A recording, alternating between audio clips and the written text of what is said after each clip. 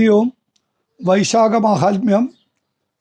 വൈശാഖ പുണ്യമാസം 3-ാം ദിവസം സാധുസേവയുടെ മാഹാത്മ്യം.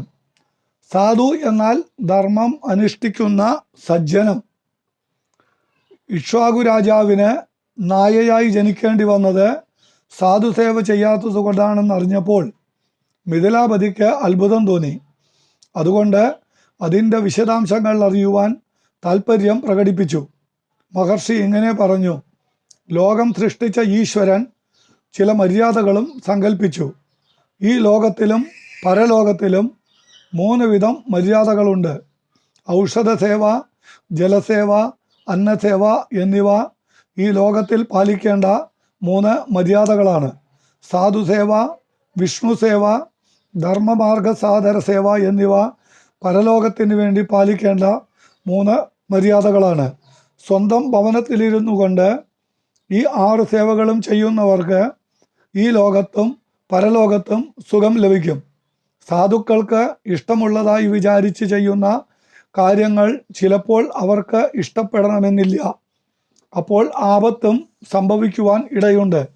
അതിന് ഉദാഹരണമായി ശ്രുതദേവൻ ദക്ഷ പ്രജാപതിയുടെ കഥ വിവരിച്ചു. ഒരിക്കൽ ദക്ഷൻ ഒരു യാഗം നടത്തുവാൻ നിശ്ചയിച്ചു. അതിൽ പങ്കെടുക്കുന്നതിന് ശിവനെ ക്ഷണിക്കുവാൻ അദ്ദേഹം കൈലാസത്തിൽ പോയി. കൈലാസനാഥൻ പ്രജാപതിയെ കണ്ടപ്പോൾ എഴുന്നേറ്റ് ആദരിച്ചില്ല. അതിന് കാരണം ഭഗവാനുണ്ടായ ചില ചിന്തകളാണ്. അവ ഇതാണ്: ലോകനാഥനും ലോകഗുരുവുമായ ശിവഭഗവാൻ എഴുന്നേറ്റാൽ അതിൻ്റെ ദോഷം ദക്ഷനും പുത്രിയായ സതിക്കും ഉണ്ടാകും. ഇതാണ് ഒരു കാരണം. തപസ്, ജ്ഞാനം, വയസ്സ്, വിദ്യാധനം തുടങ്ങിയവ ഉള്ളവരെ കണ്ടാൽ എഴുന്നേറ്റ് ആദരിക്കണമെന്നുണ്ട്. എന്നാൽ ദക്ഷന് ഇവയൊന്നും ഇല്ല. ഇതാണ് മറ്റൊരു കാരണം. പ്രജാപതിക്ക് ഇതൊന്നും അറിയുകയില്ലല്ലോ. അതുകൊണ്ട് ശിവൻ എഴുന്നേൽക്കാതിരുന്നത് അദ്ദേഹത്തെ കുപിതനാക്കി. മാത്രമല്ല, നിന്ദ്യമായ വാക്കുകൾ പറയാനും ആരംഭിച്ചു. പല അശുഭങ്ങൾ ഉള്ള ഒരാളായി ദക്ഷൻ ശിവനെ കണ്ടു. അതുകൊണ്ട് പുത്രിയെ കൊടുത്തത് നന്നായില്ലെന്ന് തോന്നി. അതിൽ പശ്ചാത്തപിക്കുകയും ചെയ്തു. ശിവൻ എഴുന്നേൽക്കാത്തതുകൊണ്ട് ക്ഷണിക്കാതെ ദക്ഷൻ തിരിച്ചുപോയി.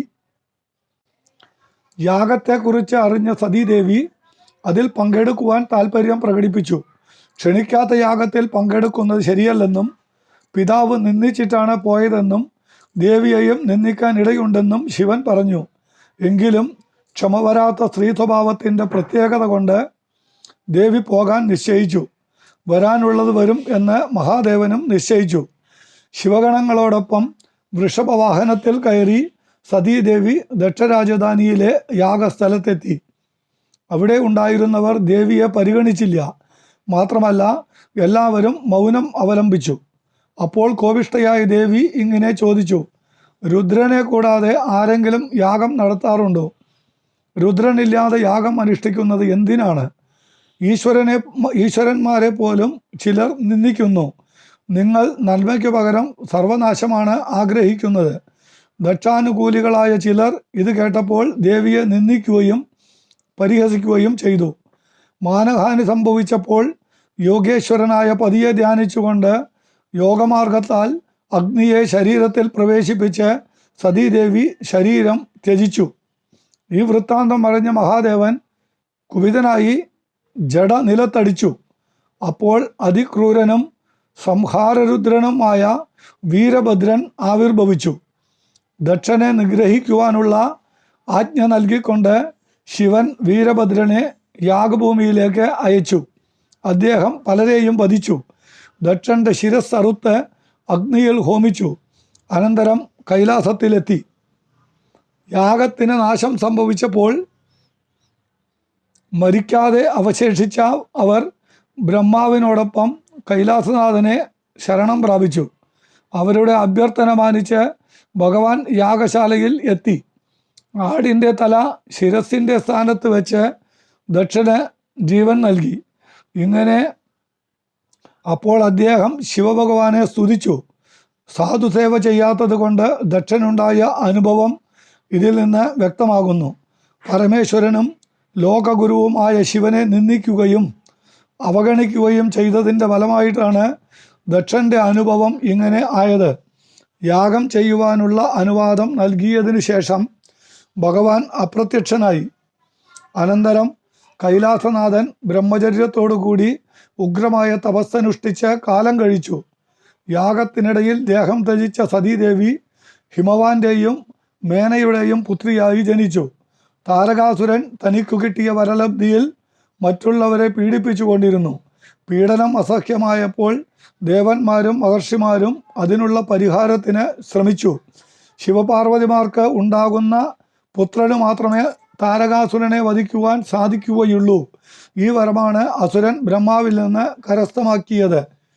ഇതറിഞ്ഞപ്പോൾ ദേവന്മാർ തപസ് ചെയ്യുന്ന ശിവനെയും ഹിമവാന്റെ പുത്രിയായ പാർവതിയെയും പരസ്പരം യോജിപ്പിക്കുവാനുള്ള ശ്രമങ്ങൾ തുടങ്ങി. തപസ്വിയായ മഹേശ്വരൻ്റെ മനസ്സിന് ഇളക്കം സംഭവിക്കുവാൻ അവർ കാമദേവനെ ആശ്രയിച്ചു. അദ്ദേഹം പത്നിയോടും മിത്രങ്ങളോടും ഒപ്പം തപോവനത്തിലെത്തി. പാർവതി ദേവിയെ ഭഗവാന്റെ ദർശനത്തിനും പൂജയ്ക്കുമായി വന്നപ്പോൾ മറഞ്ഞു നിന്ന് പുഷ്പശരങ്ങൾ പ്രയോഗിച്ചു. പെട്ടെന്ന് മഹാദേവന് മനഃശാഞ്ചല്യമുണ്ടായി. അതിന് കാരണക്കാരനായ കാമദേവനെ തൃക്കണ്ണിൽ നിന്നുണ്ടായ അഗ്നിയിൽ ദഹിപ്പിച്ചു. കാമന്റെ ശരീരം ഭസ്മീകൃതമായി. ദേവന്മാർക്കും പാർവതീദേവിക്കും വേണ്ടി ഉപകാരം ചെയ്ത കാമൻ നിഗ്രഹിക്കപ്പെട്ടു. കാലദേശാവസ്ഥകൾ അറിയാതെ ചെയ്യുന്ന ഉപകാരം ചിലപ്പോൾ ദോഷമായി ഭവിക്കും. സാധുക്കൾക്ക്, അതായത് സജ്ജനങ്ങൾക്ക് വേണ്ടി സത്കർമ്മം ചെയ്താലും അപ്രിയമാകും. കാമൻ എല്ലാവരുടെയും നന്മയ്ക്ക് വേണ്ടി പ്രയത്നിച്ചിട്ടും ദോഷമാണ് ഉണ്ടായത്. കാമദേവനും വൈശാഖ കർമ്മവും എന്താണെന്ന് നമുക്ക് നാളെ കേൾക്കാം. ഹരി ഓം.